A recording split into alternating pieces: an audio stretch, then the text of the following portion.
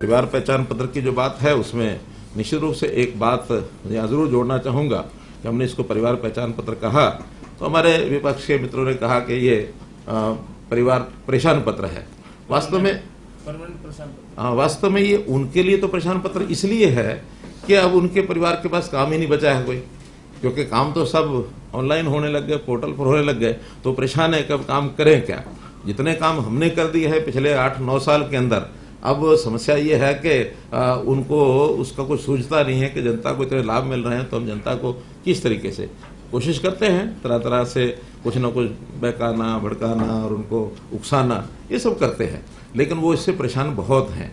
हम जहाँ तक कहते हैं कि ये एक ऐसा सिस्टम है जिससे सुनिश्चितता हो गई है आम नागरिक को, खास करके गरीब नागरिक को। तो हम इसका नाम अगर दूसरा नाम देते हैं तो वो है protection of poor people, permanent protection of poor people.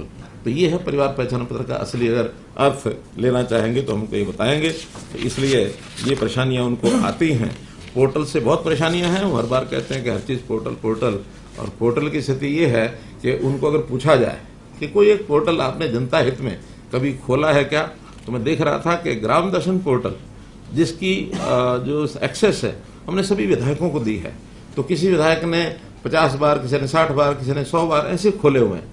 और हमारे नेता प्रतिपक्ष भूपेंद्र सिंह हुड्डा ने उस पोर्टल को पिछले 3 साल में मात्र 2 बार खोला है। तो जो अपनी जनता की डिमांड्स को उसमें रिकमेंड करने के लिए इतने लापरवाह हैं, तो उनको पोर्टल से तो परेशानी होनी ही होनी है।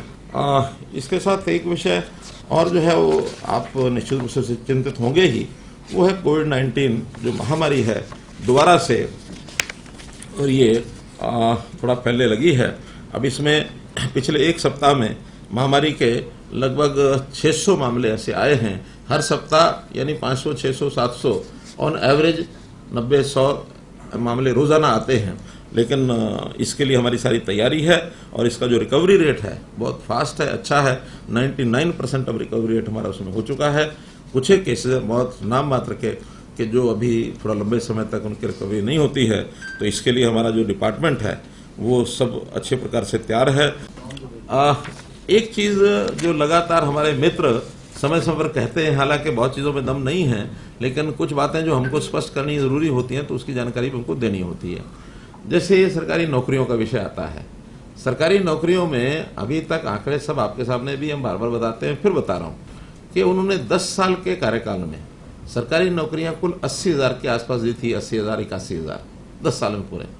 हमने अभी तक 8.5 साल में 1,02,000 नौकरियां हम दे चुके हैं, और विद इन नेक्स्ट 6 मंथ्स जिसमें ग्रुप सी की और ग्रुप डी की ये, और उसके अलावा जो अध्यापक हैं पीजीटी वगैरह, और पुलिस के भी 5,000 उसमें, तो सब मिला करके 60,000 के आसपास नौकरियां और हम 6 महीने में दे देंगे।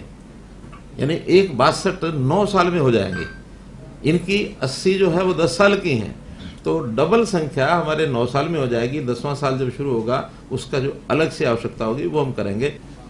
करोड़ों की संपत्ति है अवैध रूप से, क्या इसकी सरकार को जानकारी है, और अगर है तो क्या कोई कार्रवाई के बारे में भी सरकार सोच रही है?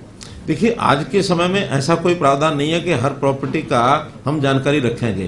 कोई ऐसी शिकायत हमारे पास आती है और उनके खिलाफ कोई भी कार्रवाई करने का निर्देश होता है तो कार्रवाई निश्चित होगी। हाँ, आगे चल करके हमारे प्लानिंग में जरूर है कि हरियाणा में जो भी प्रॉपर्टीज हैं, हर प्रॉपर्टी का मालिकाना हक किसका है, कौन उसका मालिक है, इसकी जानकारी हम ड्रोन के माध्यम से, लार्ज स्केल मैपिंग के माध्यम से ये हम करने जा रहे हैं। जैसे गांव में भी पहले प्रॉपर्टी का पता ही नहीं होता था किसकी प्रॉपर्टी किसकी नहीं है।